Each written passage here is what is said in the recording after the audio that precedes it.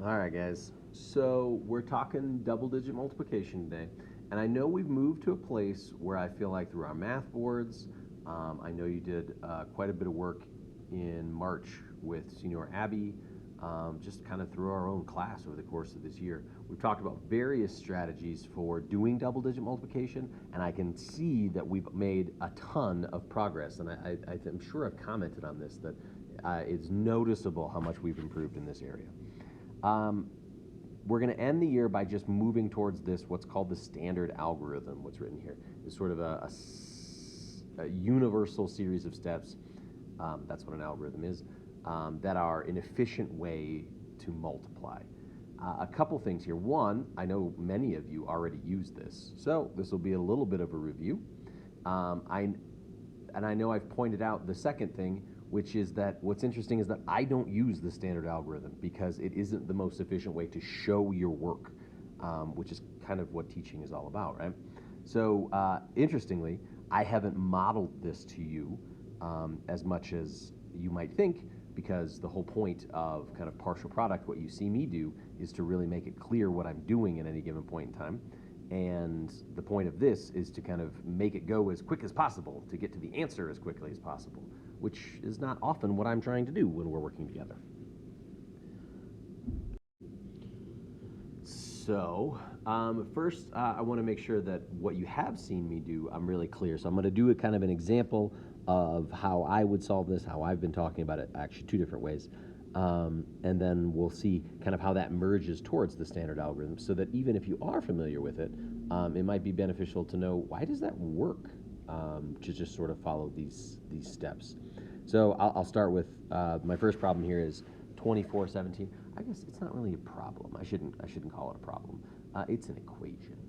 As you take a look at my equation, you'll see that I did use the sort of more traditional, the older form of multiplication, which I've been trying to get away from in the classroom setting and in my previous videos. And that's because when you're working vertically, up and down, you will see that x used as the multiplication symbol. It's when you have more horizontal problems that you'll see people move to either the parentheses, which we're definitely going to see more of, or just the sort of little dot. So I am using an x here because that's the convention you would use when the problem looks like this. And I'm old-fashioned. All right, so here's the deal. First thing I get is 7 times 4, and that's 28. The next thing I would do is 7 times 20. I'd put a 0 there. 7 times 2 is 14, and then I'd have a 0 because it's 20. The next thing I would do is 10 times 4.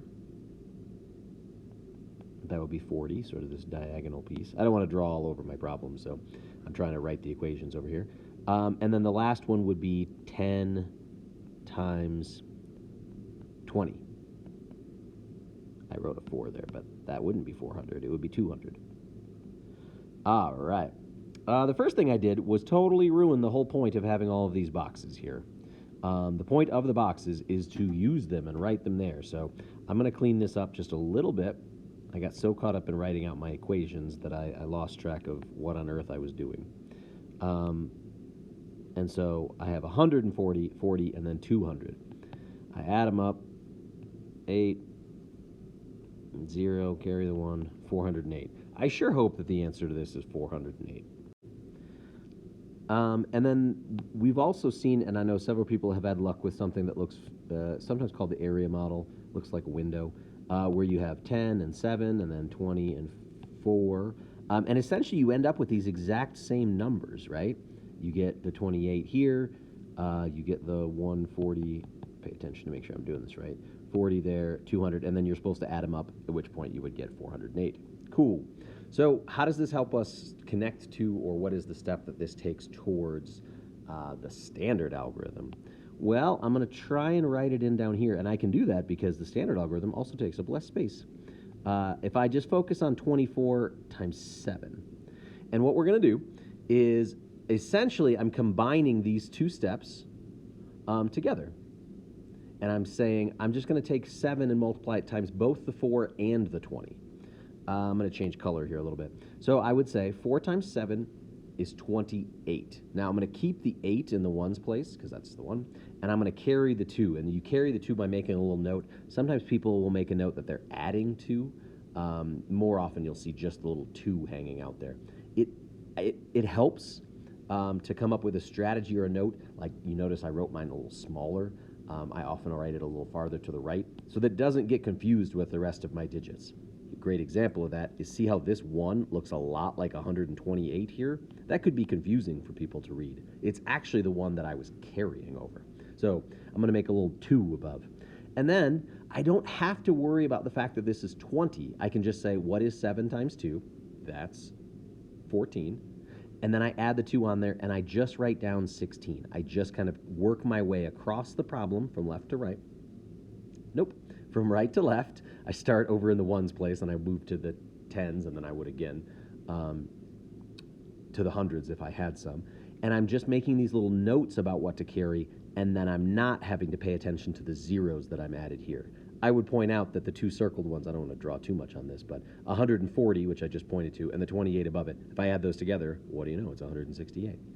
And then on this same problem, I'm going to write it here separately for effect. What I would do is say, all right, what is 24 times 10? 10 and 7 is what makes up the 17 from my original problem. I'm ignoring this place because essentially I'm just slapping a 0 at the end. So it's 1 times 4 is 4. 1 times 2 is 2. Oh, I should have wrote that in yellow. Sorry. 240. And then your job is to add those 2 numbers together. And what do you get? 408. What do you know? What we're doing, again, is condensing the 7 times 24, and we're condensing the 10 times 24 into just 2 steps instead of writing it out as 4. I'm going to try a couple more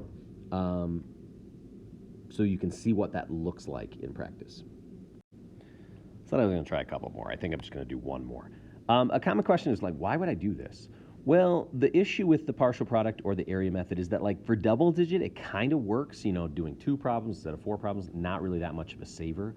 The problem is that as these factors that we're multiplying by get larger, that means you have more steps, right? So if you did a 3-digit times a 2, well, then it would be 6 different problems. And if you did a 3 times 3, you'd end up with a list of 9 numbers here, versus if you did a 3 by 3 with the standard algorithm, you'd only end up with 3 numbers to add up.